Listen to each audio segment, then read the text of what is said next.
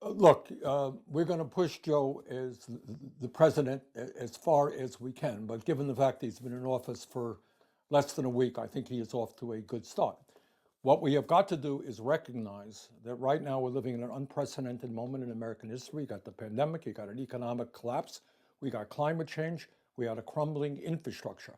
And what we have millions of people working for starvation wages.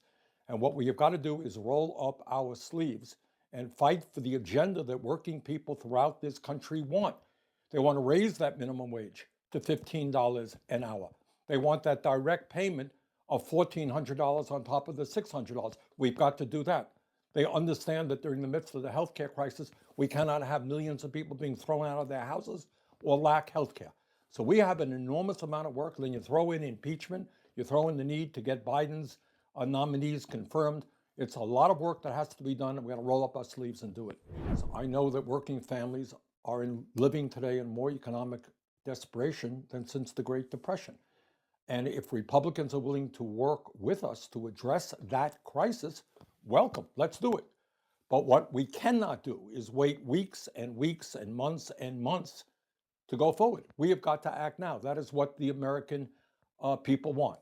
Now, as you know, reconciliation, which is a Senate rule, was used by the Republicans under Trump to pass massive tax breaks for the rich and large corporations.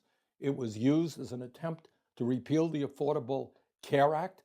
And what we are saying is, you use it for that, that's fine. We're going to use reconciliation, that is 50 votes in the Senate plus the vice president, to pass legislation desperately needed by working families in this country right now. You did it, we're going to do it, but we're going to do it to protect ordinary people, not just the rich and the powerful.